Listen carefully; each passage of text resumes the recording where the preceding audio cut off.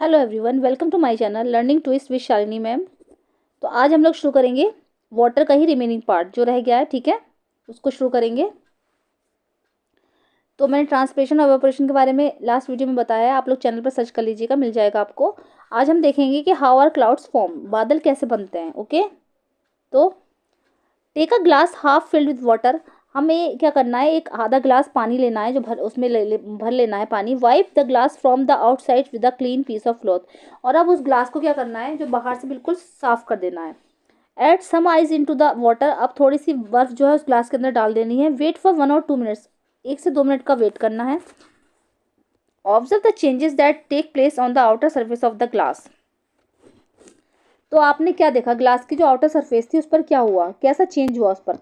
From water, where do the water drops appear on the outer side of the glass, क्या आपको कहीं से glass की जो आउटर साइड है उस पर वाटर ड्रॉप दिख रही है। तो the core surface of the glass containing iced water cools the air around it and the water vapour of the air condense on the surface of the glass. ठीक है, क्या हुआ, अंदर हमने आइस डाली, तो आइस डालने से क्या हुआ, जो वाटर था वो ठंडा हो गया, जो कूल सतह उसकी जो थी वो कूल हो गई। तो कूलिंग की वजह से क्या हुआ, जो बाहर जो उसकी आउटर सतह थी उस पर जो था एयर जो थी उसकी कंडेंस हो गई, और कंडेंस होकर वो जो सरफेस थी बाहर की उस पर वाटर की कुछ बूंदें जम गई। We notice this process of condensation in activity 7 in chapter 5, हमने ये कंडेंसेशन जो था एक्टिविटी 7 चैप्टर 5 में भी नोटिस किया था। ओके, आपने कभी देखा होगा पानी में हम बर्फ डालेंगे तो उसकी बाहर की सतह पर थोड़ी थोड़ी जो ओस जैसी बूंदें जम जाती हैं, तो वो कंडेंस होता है। ठीक है, तो कंडेंसन की वजह से ऐसा होता है। पहेली has notice due on leaves of the grass on winter morning, पहेली ने भी नोटिस किया है कि विंटर मॉर्निंग में जो ग्रास होती है उस पर भी उसकी कुछ बूंदें दिखाई देती हैं। Did you notice something similar on the leaves और metal surface like iron grills and gates on a cold morning, क्या आपने कभी नोटिस किया है कि ये बिल्कुल उसी की तरह है। जैसे कभी कभी क्या होता है, सुबह सुबह की ठंडी ठंडी वो होती है, कोल्ड में क्या होता है, जैसे आयरन ग्रिल्स होते हैं, गेट्स होते हैं, ठीक है, उन पर जो गीला गीला हो जाता है उस पर उसकी बूंदें जम जाती हैं। Is this also due to the condensation, क्या ये सब कंडेंसेशन के कारण है। Do you see this happening on hot summer morning, क्या आपने ऐसा गर्मियों की सुबह में भी देखा है। तो नहीं, विंटर्स में ऐसा अधिकतर होता है। The process of condensation plays an important role in bringing water back to the surface of the earth, condensation का जो ये प्रोसेस होता है ये एक इंपॉर्टेंट रोल निभाता है वाटर को वापस करने के लिए, पृथ्वी की सतह पर जब वाटर वापस जाता है उसके लिए एक अहम भूमिका निभाता है। हाउ डज इट हैपन, ये सब होता कैसे है। As we go higher from the surface of the earth it gets cooler, आपने कभी नोटिस किया होगा जैसे हम क्या करते हैं कि पृथ्वी की सतह से ऊपर जाते हैं, ठीक है, तो ये कूल होती चल जाती है। जैसे हम पहाड़ों पर जाते हैं, जैसे जैसे हम ज़्यादा ऊंचाई पर जाते जाते हैं तो ये हवा और ठंडी होती चल जाती है। When the air moves up, it gets cooler and cooler, जैसे जैसे हवा चलती है तो ये और ठंडी होती है, फिर और ठंडी होती जाती है। At sufficient heights, the air becomes so cool that the water vapor present in it condenses to from tiny drops of water called droplets. At sufficient height, बिल्कुल sufficient height पर जाने के बाद the air becomes so cool, क्योंकि हवा बहुत ठंडी हो जाती है वहाँ पर, that the water vapor present in it, क्योंकि वहाँ पर जो है water vapor present होता है। In it condenses to from tiny drops of water called droplets, जो ठंडी ठंडी बूंदें होती हैं पानी की उसकी सहायता से वो कंडेंस होती रहती हैं और वो वाटर जिनको हम वाटर ड्रॉपलेट्स बोलते हैं। It is these tiny droplets that remain floating the air and appear to use us as clouds, और ये ठंडी ठंडी जो पानी की बूंदें होती हैं, ठीक है, ये हवा में तैरती रहती हैं, हवा में तैरती रहती हैं, जिसकी वजह से हम क्लाउड्स फॉर्म करते हैं, जिससे हमें ऐसा लगता है कि बादल की तरह दिखाई देती हैं। It so happens that many droplets of water come together to from larger sized drops of water, ठीक है, और जैसे बड़ी बड़ी पानी की बूंदें होंगी तो वो अगर हवा में ऐसे तैरती हुई दिखाई देंगी, मतलब उस पर उसकी बूंदें पड़ रही हैं, जैसे जैसे ठंडी हवा पे जाते जा रहे हैं, ऊंचाई पे जाते जा रहे हैं हम, हवा और ठंडी होती चली जा रही है, तो वहाँ पानी का जो एयर जो कंडेंस हो रही है उसकी वजह से हमें ऐसा लगता है जैसे कि बादल बन रहे हैं, ठीक है, और ये बड़ी बड़ी साइज़ की बूंदों में बदलने लगते हैं। Some drops of water become so heavy that they begin to fall, कुछ बूंदें उसमें से जो होती हैं बहुत ज़्यादा हैवी होती हैं, दैट दे बिगिन टू, जैसे कि वो ऊपर से फिर गिरना शुरू कर देती हैं, इतनी हैवी हो जाती हैं कि वो ऊपर से गिरना शुरू कर देती हैं। These falling water drops are what we call rain, और ये जो पानी की जो बूंदें ऊपर से गिर रही हैं, हैवी वाली बूंदें जो गिरती हैं, तो व्हाट वी कॉल रेन, इन बूंदों को ही हम रेन बोलते हैं। In special conditions it may also fall as hail और स्नो, कभी कभी जो स्पेशल कंडीशंस में क्या होता है, ये कभी कभी ओले और बर्फ में भी बदल जाती हैं। Thus, water in the form of vapor goes into the air by evaporation and transpiration, forms clouds and then comes back to the ground as rain, hail और स्नो। इसीलिए ऐसा होता है कि वाटर जो होता है वाटर वेपर में बदला, ठीक है, वो और हवा में मिल गया, वो इवोपोरेशन और ट्रांसपिरेशन के जरिए हवा में मिल गया, उसके बाद वो बादल बन गया, क्लाउड्स बन गया, एंड देन उसके बाद तभी वो क्या हुआ, ग्राउंड में दोबारा जैसे ऊपर से गिरेंगी बूंदें, तो वो उसने बारिश का रूप ले लिया, बारिश के बाद ओले और उसमें बर्फ का रूप ले लिया, स्नो, ओले और हवा में बर्फ बन के गिरने लगते हैं वो। तो ये वाटर का एक साइकिल चलता रहता है, जैसे पानी यहाँ से गया, वाटर वाटर वेपर बना, फिर ट्रांसपिरेशन इवोपोरेशन हुआ, उसके बाद ऊपर जाकर वो क्या हुआ, हवा में घुल गया, वाटर ड्रॉपलेट्स बनी, तो जो हैवी थी वो नीचे गिरी, और गिरने से क्या हुआ, क्लाउड्स बने, क्लाउड से जो होता फिर दोबारा वापस धरती पर आ गया, ये अर्थ पर आ गया रेन बनकर, और रेन बनकर जब ये आया तो जैसे जो ज़्यादा ठंडी थी तो उसने ओले का रूप ले लिया, ठीक है, और उससे बर्फ का रूप ले लिया। इस तरीके से ये साइकिल जो होता है लगातार चलता रहता है, ठीक है। चलिए अब देखेंगे कि बैक टू द ओशंस, ये सब दोबारा ओशंस में कैसे मिलता है। Okay, what happens to the water that rain and snow bring to the different regions of the earth. क्या होता है जब ये वाटर और रेन जो होता है अर्थ के डिफरेंट डिफरेंट रीजन्स में आता है। Almost all land surfaces are above the level of oceans. Almost all land surfaces are above the level of oceans. जितनी भी लैंड सर्फेसेज हैं वो सब ओशंस का जो लेवल है हमारा उससे बहुत दूर है। Most of the water that falls on the land as rain and snow sooner और later goes back to the ocean. ज़्यादा से ज़्यादा जो पानी है वो जो होता है लैंड एज रेन, वो बरसात के टाइम जो होता है ना रेन के रूप में और स्नो के रूप में अर्थ पर आता है, और फिर दोबारा वो बैक टू द ओशन और वापस ओशन में ही चला जाता है। Okay, this happens in many ways. ये सब कुछ बहुत तरीके से होता है, जैसे कि snow in the mountains melts into the water, ठीक है, स्नो इन द माउंटेन्स की जो स्नो होती है वो पानी में मिल जाती है। This water flows down the mountains in the form of streams and reverse. और ये पानी जो होता है माउंटेन्स का जो पानी है नदियों और लेक्स में से होता हुआ रिवर्स में मिल जाता है। Some of the water that falls on land as rain also flows in the form of rivers and streams. इसमें से कुछ पानी जो होता है some of the water that falls on land as rain, ठीक है, जो रेन के रूप में धरती पर गिरता है, also flows in the form of rivers and streams, और वो फिर नदी और स्ट्रीम्स के रूप में बहने लगता है।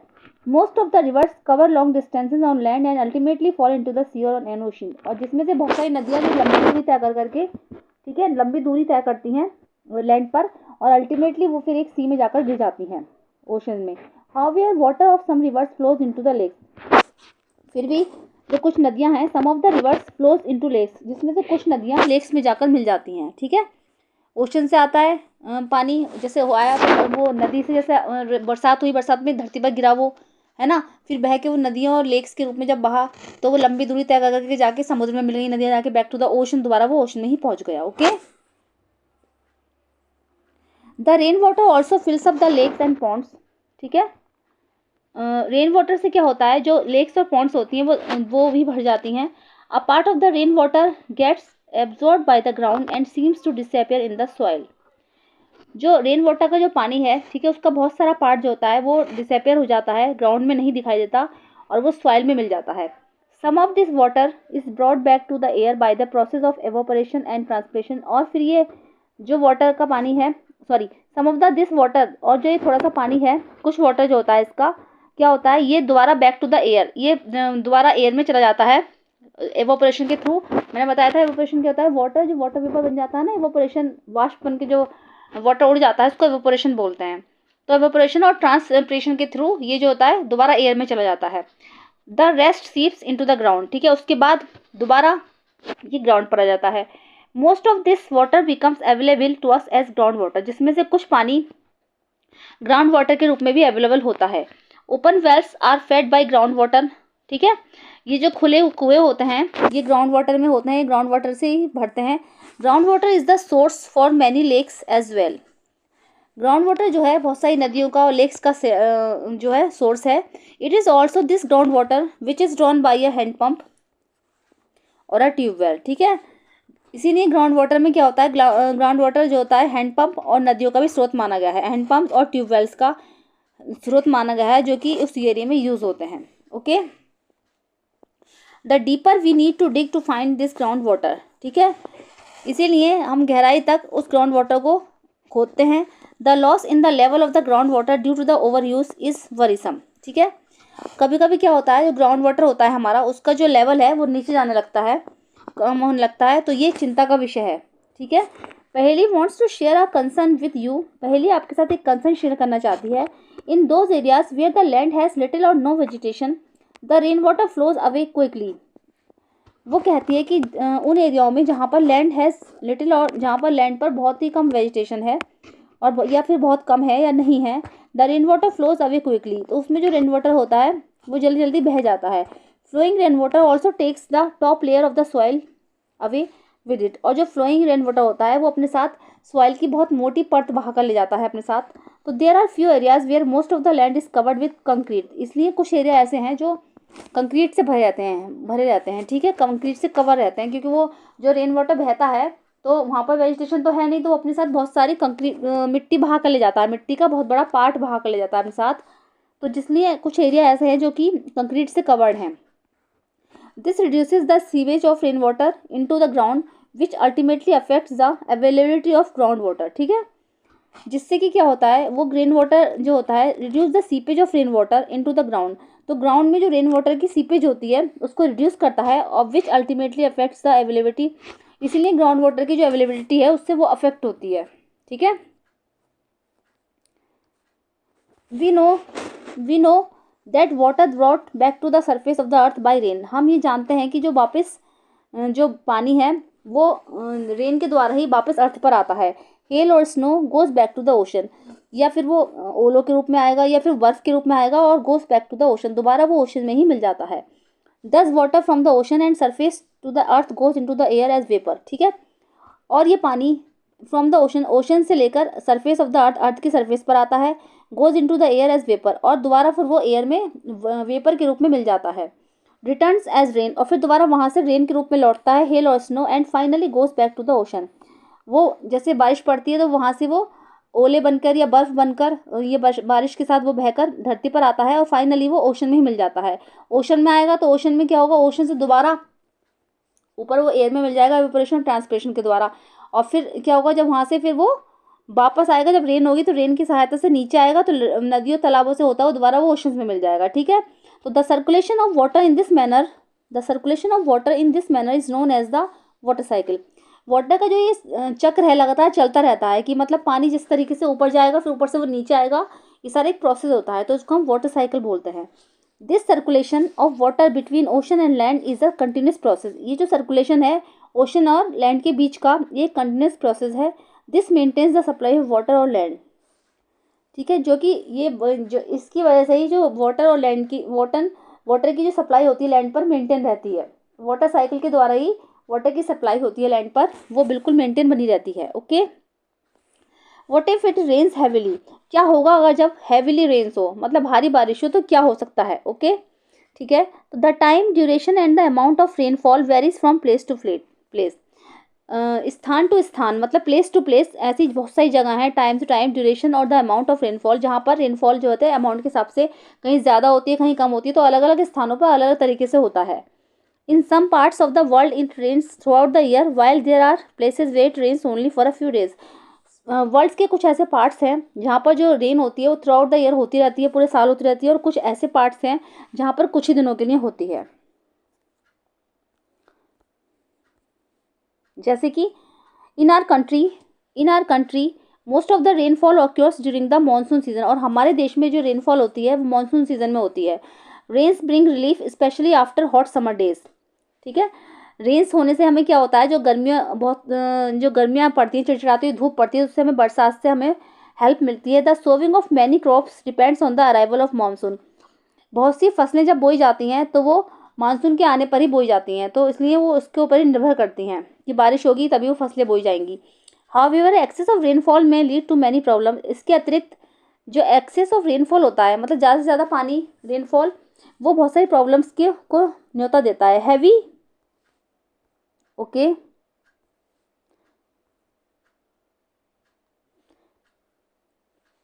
Heavy rains may lead to rise in the level of water in rivers, lakes and ponds. Heavy rains की वजह से जो वाटर वो होता है उसका लेवल बढ़ जाता है नदियों और तालाबों में, झीलों में। The water may then spread over large areas causing floods. और जब ये पानी का लेवल बढ़ जाता है तो इसकी वजह से क्या होता है, बहुत सारे एरियाज में फ्लड्स आ जाती है। The crop fields, forest, villages and cities में गेट सबमर्ज्ड बाई वाटर, जिसकी वजह से क्या होता है, फसलें, फॉरेस्ट, जंगल, गांव और सिटीज़ को भी पानी की वजह से बहुत नुकसान होता है।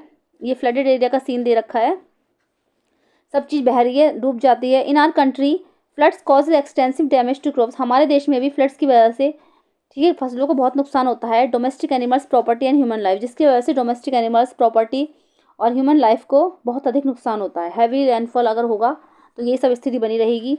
ड्यूरिंग फ्लड्स, फ्लड्स की वजह से the animals living in the water also get carried away with the waters, ठीक है। ड्यूरिंग फ्लड्स, फ्लड्स की वजह से क्या होता है, जो पानी होता है वो एनिमल्स को बहुत दूर भगा कर ले जाता है। They often get trapped on land areas and die when flood water recedes, और कभी कभी ऐसा होता है जो लैंड पर जो एनिमल्स होते हैं वो पानी उनको भी अपने अंदर फंसा लेता है, मतलब उसके साथ साथ वो बहते चले जाते हैं। Rains also affect the animals living in the soil, rains जो होती है बरसात, जो सॉइल में जो एनिमल्स रहते हैं, मिट्टी के अंदर जो एनिमल्स रहते हैं उसके लिए भी अफेक्टेड होती है, उसको भी अफेक्ट डालती है, उससे भी उनको नुकसान पहुंचता है। Okay, what happens if it does not rain for a long period, क्या होगा अगर बहुत लंबे समय तक रेन ना हो, बारिश ना हो तो क्या होगा, बहुत लंबे समय तक अगर बारिश ना हो तो क्या होगा। Can you imagine what would happen if it does not rain in a region for a year or more, क्या आप इमेजिन कर सकते हो कि अगर बारिश पूरे साल ना हो या कुछ दिनों के कुछ टाइम के लिए बारिश ना हो तो क्या होगा। The soil continues to lose water by evaporation and transpiration, मिट्टी जो होती है वो लगातार पानी लूज करती है एवापोरेशन और ट्रांसपिरेशन के जरिए। Since it is not being brought back by rain, ये कहा जाता है कि अगर ये वापस रेन में ना मिले तो द सॉइल बिकम्स ड्राई, मिट्टी बिल्कुल सूखी हो जाएगी। The level of water in ponds and wells of the regions goes down and some of them may even dry up, और नदियों और तालाबों में जो पानी का जो लेवल है, ठीक है, वो जो हो जाएगा, वेल्स रीजन गोज डाउन, नीचे चला जाएगा, और some of them may even dry, जिसमें से कुछ जो है साफ सारे सूख जाएंगे, ठीक है। अगर बारिश नहीं होगी बहुत दिनों तक तो ट्रांसपिरेशन एवापोरेशन के जरिए जो पानी आता है उसकी वजह से वो एरिया ड्राई अप हो जाएगा, और नदियों और तालाबों में पानी नहीं होगा, उसका लेवल नीचे जाने लगेगा, जिससे कि सूखा पड़ जाएगा। The ground water may also become scarce, this may lead to drought, इससे क्या होगा, ग्राउंड वाटर का लेवल जो होता है बिल्कुल नीचे चला जाएगा और एक सूखे की स्थिति बन जाएगी, ठीक है। In drought conditions it is difficult to get food and fodder, drought conditions जब होती हैं, सूखे की जब स्थिति होती है तो बहुत मुश्किल होता है फूड एंड फूडर, जिसके खाना नसीब नहीं होता। You might have okay heard about droughts occurring in some parts of our country और द वर्ल्ड, ठीक है, आपने शायद सूखे के बारे में सुना होगा, देश के कुछ भागों और संसार में जब सूखा पड़ता है तो कैसी स्थिति होती है। Are you aware of the difficulties faced by the people living in these areas, क्या आप इन एरियाज में जो लोगों ने डिफिकल्टीज फेस की थी, क्या आप उसके बारे में अवेयर हो।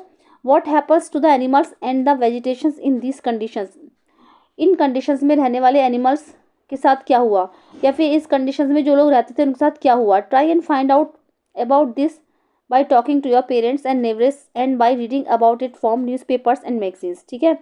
ये सब जानने की कोशिश कीजिए कि जहाँ पर ये ड्रॉट हुआ था, सूखा की स्थिति आई थी, तो वहाँ पर रहने वाले एनिमल्स और जो बाकी के लोग थे उनके साथ क्या हुआ, ठीक है। या आप अपने पेरेंट्स से डिस्कस कर सकते हैं, या फिर आप अपने नेबर्स, पड़ोसियों से डिस्कस कर सकते हैं, या फिर कोई न्यूज़पेपर या मैगजीन के जरिए भी आप देख सकते हैं कि कैसी स्थिति बनी थी।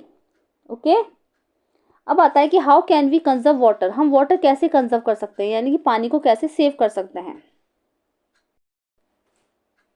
अब आता है next topic, how can we conserve water, हम वाटर कैसे कंजर्व कर सकते हैं या उसको कैसे सेव कर सकते हैं। ओके, तो only a small fraction of water available on the earth is fit for use of plants, animals and humans, पानी का कुछ ही फ्रैक्शन है जो कि अर्थ पर अवेलेबल है, जो कि प्लांट्स, एनिमल्स और ह्यूमंस के लिए फिट है, मतलब जैसे पौधे होते हैं, ह्यूमंस होते हैं, ठीक है, और ये एनिमल्स होते हैं, उनके लिए जो फिट है उसका कुछ ही फ्रैक्शन ऐसा है जो पीने योग्य है।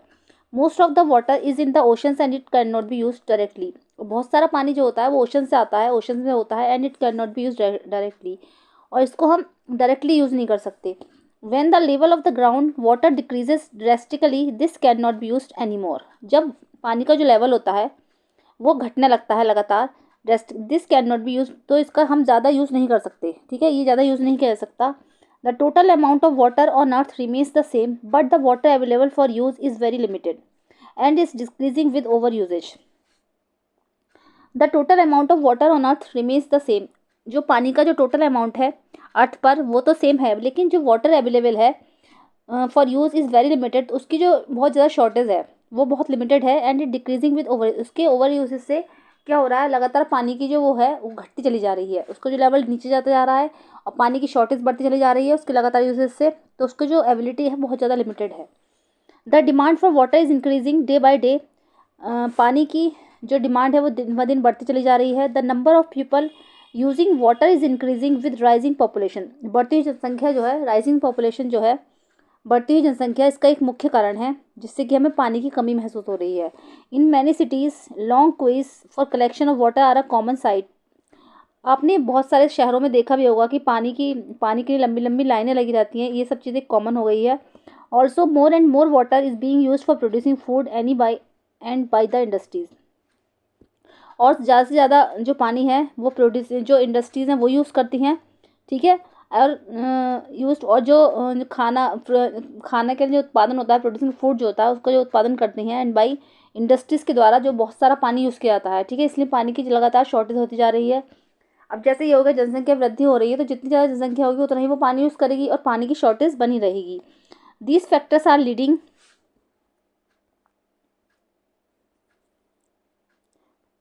To shortage of water in many parts of the world, इन्हीं सब चीज़ों की वजह से संसार के बहुत सारे पार्ट्स में पानी की शॉर्टेज हो गई है। Hence it is very important that water is used carefully, इसलिए ये बहुत इंपॉर्टेंट है कि हम पानी का जो यूज़ है वो केयरफुली करें। We should take care not to waste water, ठीक है। हमें जो उसकी पानी की सही से देख रेख करनी चाहिए और उसका मिसयूज़ नहीं करना चाहिए, ओके। हमें पानी वेस्ट नहीं करना चाहिए, ठीक है, उसका सही तरीके से उपयोग करना चाहिए, okay.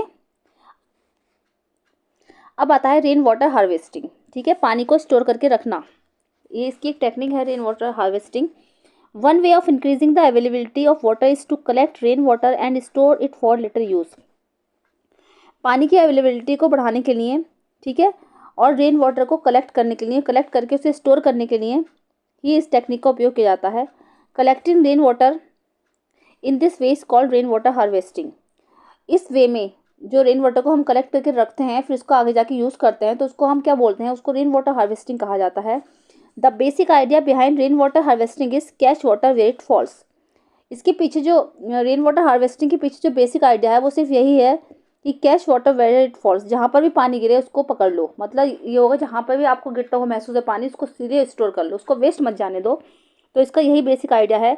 What happens to the rain water that falls in places that are mostly covered with concrete roads and buildings, क्या होता है जब ऐसे एरियो में जब पानी गिरता है जो कि मोस्टली कंक्रीट की रोड्स होती हैं, बिल्डिंग्स होती हैं, उससे कवर रहता है, तो वहाँ पर जब रेन वाटर इकट्ठा होता है तो वहाँ पर क्या होता है, it flows into the drains is not it, क्या ये जो है नालियों में बह जाता है सारा या नहीं।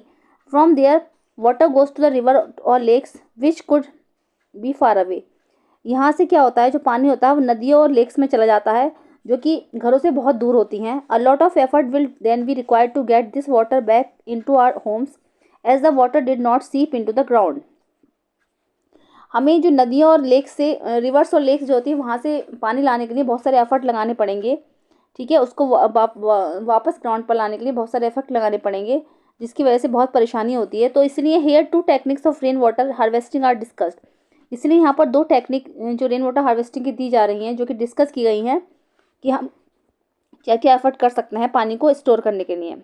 तो सबसे पहले जो आती है टेक्निक वो आती है roof top rain water harvesting, किसी के घर की छत पर रेन वाटर हार्वेस्टिंग कैसे करेंगे। In this system the rain water is collected from, इस सिस्टम में जो रेन वाटर होता है the roof top to a storage tank, okay. इस टेक्निक में घर की छत पर एक रूफ टॉप पर एक स्टोरेज टैंक रख दिया जाता है थ्रू द पाइप्स, ठीक है, जिसमें कि पाइप लगे होते हैं। दिस वाटर में contain soil from the roof and need filtering before it is use, इस वाटर, अब जो ये रेन वाटर आया वहाँ पर तो उसके साथ साथ वो अपनी मिट्टी भी बहा कर लाता है बरसात के दिनों में, बरसात के दिनों में नहीं सॉरी, वो जब रेन आती है तो उसमें मिट्टी तो आती है तो वो टैंक में मिट्टी के सहित आ जाता है, ठीक है। तो हमें इसकी फिल्टरिंग की आवश्यकता होती है उसको यूज़ करने से पहले। Instead of collecting rain water in the tank the pipes can go directly into a pit in the ground, ठीक है। कलेक्टिंग करने के जगह पर जो रेन वाटर के जो टैंक होते हैं द पाइप्स कैन को, उनके जो पाइप्स होते हैं उनको डायरेक्टली इनटू, उनको एक सीधे गड्ढे में डाला जाता है, ग्राउंड में जो हमें गड्ढा खोद देते हैं उनमें डाल दिया जाता है। This then seeps into the soil to recharge और रिफिल द ग्राउंड वाटर, इसमें क्या होता है, जैसे ही पानी बरसात होगी, पानी उसके पाइप के थ्रू निकल निकल के आएगा, वो गड्ढों में भर जाएगा। जो ग्राउंड में हमने गड्ढे कर रखे हैं तो उसमें फिट हो जाएगा, ठीक है। और वो गड्ढों की सहायता से पानी ग्राउंड वाटर में बदल जाएगा, नीचे चला जाएगा, गड्ढों में से नीचे रिश्ता रिश्ता वो नीचे चला जाता है, और वो पानी टैप की सहायता से या हैंडपम्प की सहायता से बाहर खींच लिया जाता है, ठीक है। तो सेकंड ऑप्शन ये आता है कि another option is to allow water to go into the ground directly from the road side drains that collect rain water. Second option जो है, इसमें जो डायरेक्टली जो रोड साइड ड्रेन्स होते हैं या नालियाँ होती हैं, उससे रेन वाटर कलेक्ट कर लिया जाता है, ठीक है। सेकंड ऑप्शन हमारा ये है, पानी को स्टोर करने का। चलिए, लेसन यहीं पर ख़त्म होता है, ठीक है। उम्मीद करती हूँ आपको पसंद आया होगा। तो कैसी लगी मेरी वीडियो जरूर बताइएगा। अगर आप मेरे चैनल पे फर्स्ट टाइम विजिट कर रहे हैं तो प्लीज़ प्लीज़ उसको सब्सक्राइब कीजिएगा। मिलते हैं नेक्स्ट वीडियो में। Thank you.